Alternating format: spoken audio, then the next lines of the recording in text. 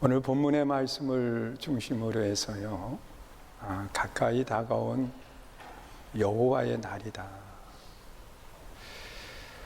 우리가 지금 한 시간, 하루, 한 주간들이 이제 한 해의 끝을 향해서 나아가고 있습니다. 이 한 해의 끝이 있는 것처럼 우리 한 사람 한 사람에게도 끝이 있어요.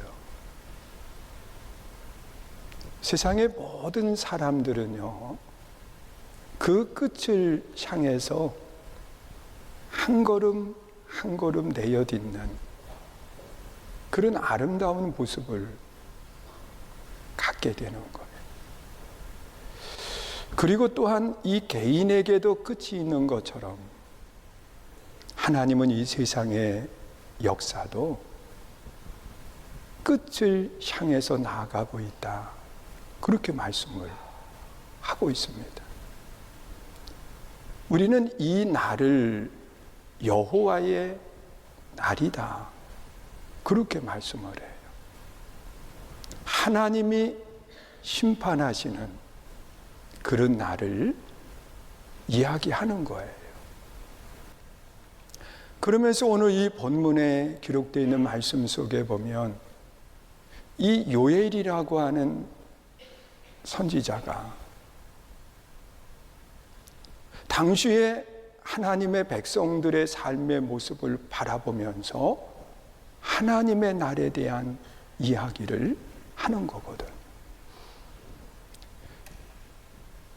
이 요엘 선지자는요, 남유다 8대 왕인 요아스가 통치를 할 때 활동했던 선지자예요.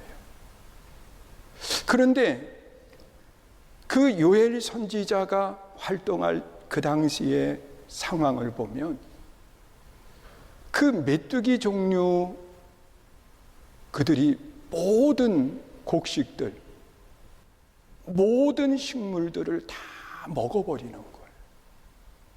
자, 이런 모습을 바라보면서 이 요엘 선지자는 이것이 하나님 앞에 범죄한 결과다.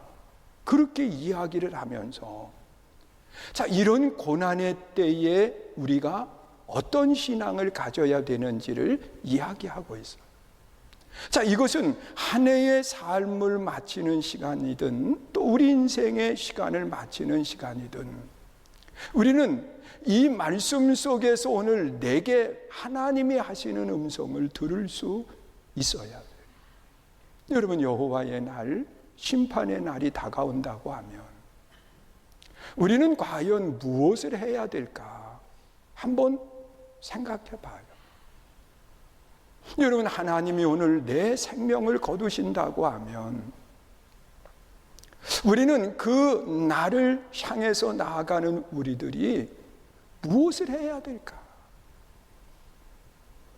여러분, 요엘 선지자는 여호와의 날이 가까우면 가까울수록 분명히 해야 될 것이 있다. 그렇게 말씀을 해요. 가장 먼저는 본문 14절에서 이렇게 말씀을 하고 있어요. 읽습니다. 사람이 많으며 심판의 골짜기에 사람이 많으며 심판의 골짜기에 여호와의 날이 가까웠습니다. 자, 여기 보면 심판의 골짜기에 사람이 많다는 거예요. 여러분, 심판의 골짜기라고 하는 단어를 사용할 때 그 장소가 좋은 장소일까? 아니면 고통의 장소일까? 생각해 봐요.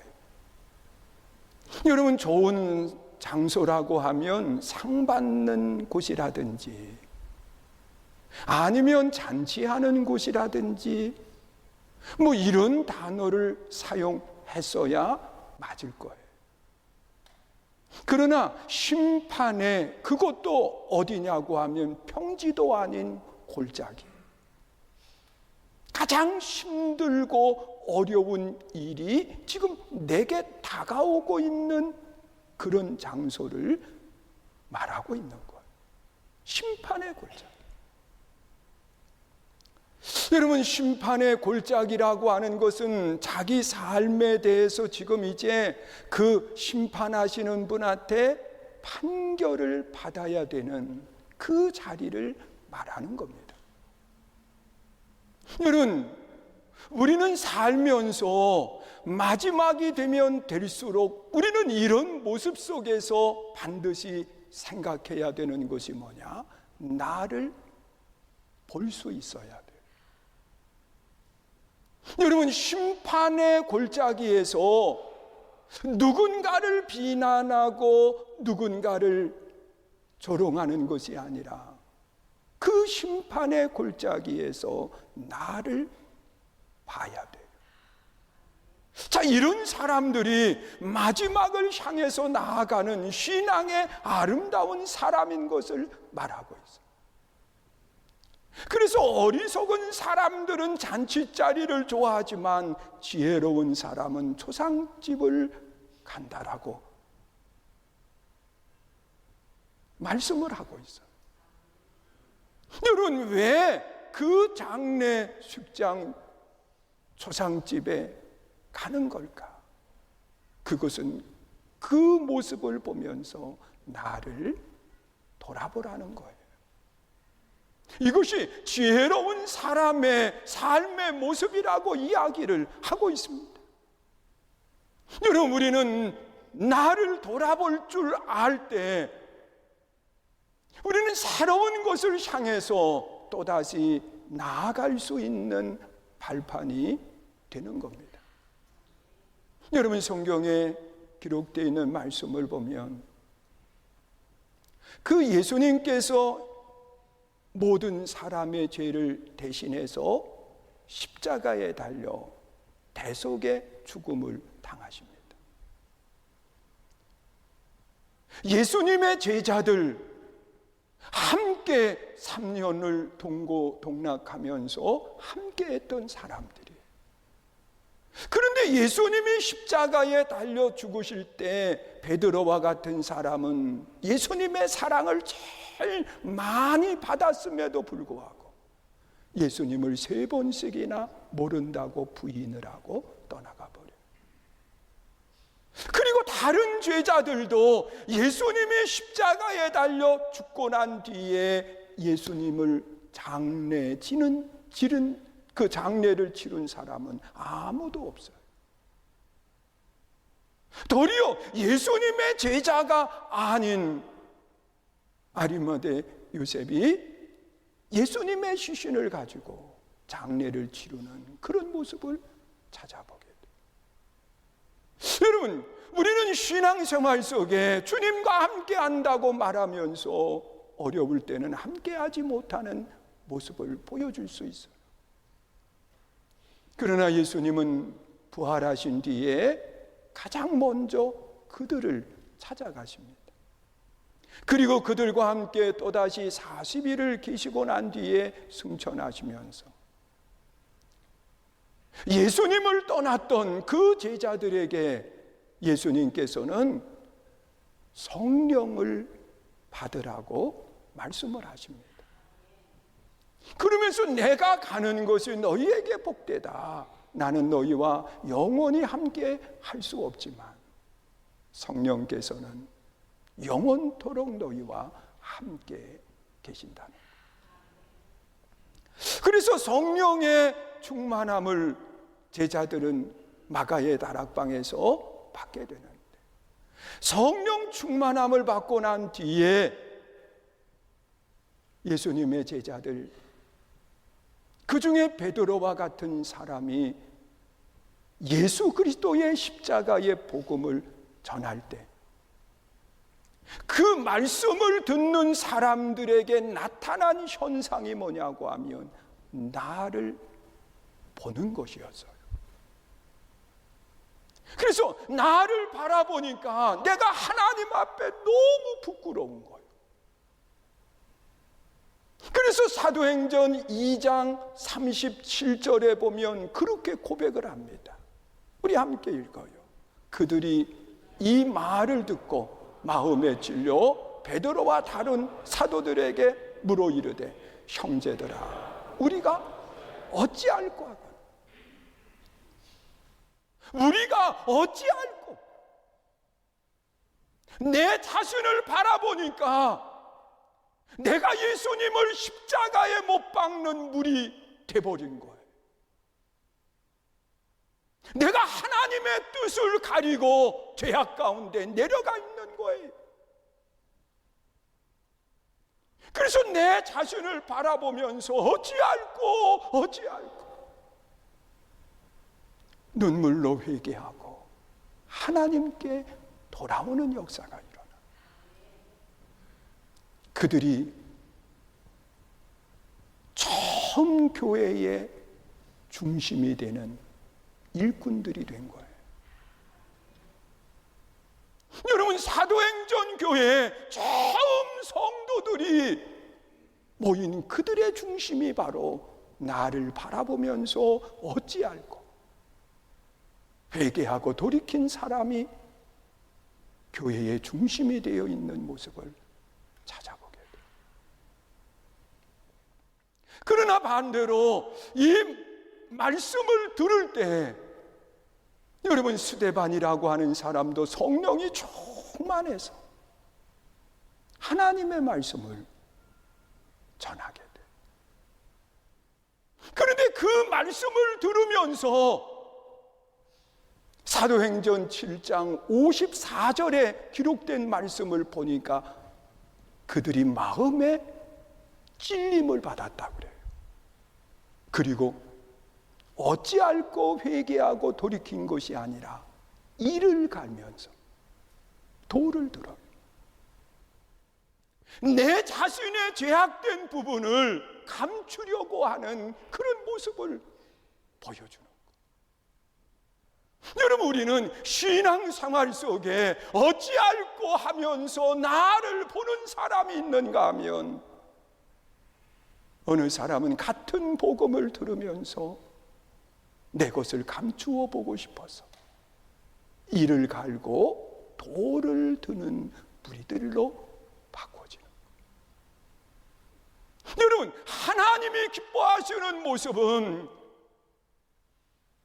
마지막 날이 가까우면 가까울수록 내 삶에 대해서 평가하는 날이 가까우면 가까울수록 나를 돌아봐야 돼. 이것이 새로움으로 나아가는 아름다운 삶의 모습이 되는 거예요. 여러분, 누가복음 15장에 보면 당자의 이야기가 기록되어 있어요. 여러분, 우리가 너무도 잘 아는 이야기예요. 어느 집에 두 아들이 있어요. 그 둘째 아들이 어느 날 아버지에게 하는 이야기가 내 분깃을 달라는 겁니다. 처음에 아버지는 거절을 하셨겠지요. 아직은 아니다. 그러나 그 아들이 너무 강하게 이야기하니까 그에게 분깃을 줍니다. 자, 이것을 들고 그 아들은 허랑방탕하게 생활을 하면서 다 탐진을 해. 여러분, 세상적인 표현으로 한 잔 하면서 마시기 시작을 한 게 자기 몸도 다. 그리고 그것이 더 이상 할 수 없는 경제적인 어려움이 되니까 친구들도 다 떠나가요. 그리고 돼지가 먹는 쥐엄나무 열매를 먹으면서 연명을 하게 됩니다. 그 고난 속에 당자는 누구를 보느냐? 자기를 봐요. 나는 여기에서 주려 죽는구나. 내 아버지 집에는 먹을 양식이 풍족한데 내 하인들도 염려하지 않고 양식을 먹는데 나 여기서 주려 죽는구나.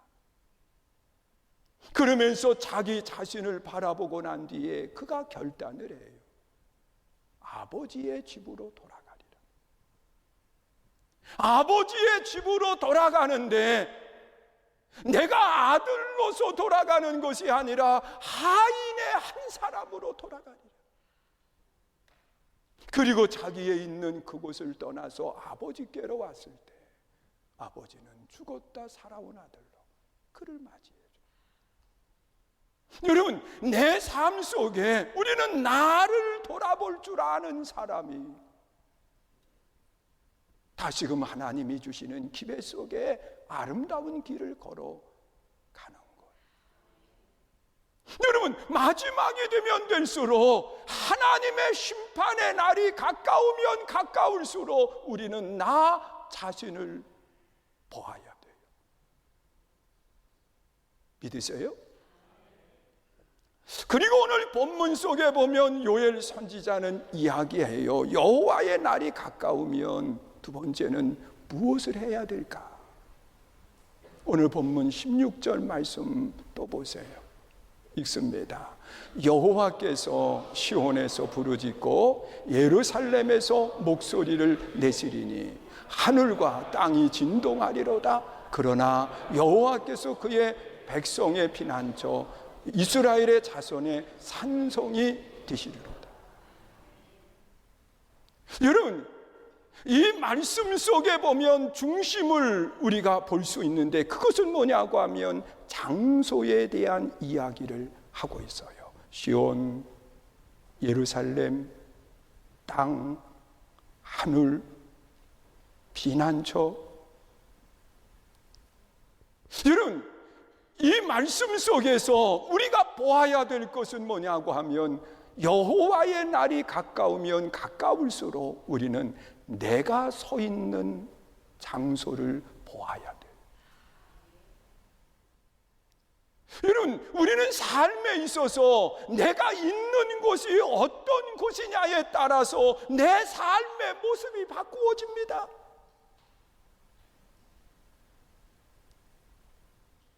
내가 죄악된 장소에 있으면 나도 모르는 사이에 그 죄악이 나로 하여금 함께 나아가게 하는 거예요. 그래서 우리는 여호와의 날이 가까우면 가까울수록 내가 어느 자리에 서 있는가를 보아야 돼요.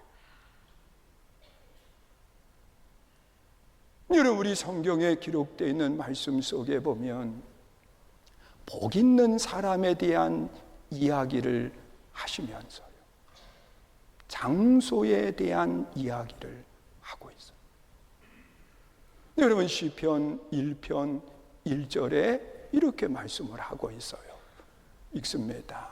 복 있는 사람은 악인들의 꾀를 따르지 아니하며 죄인들의 길에 서지 아니하며 오만한 자들의 자리에 앉지 아니하고 그랬어요.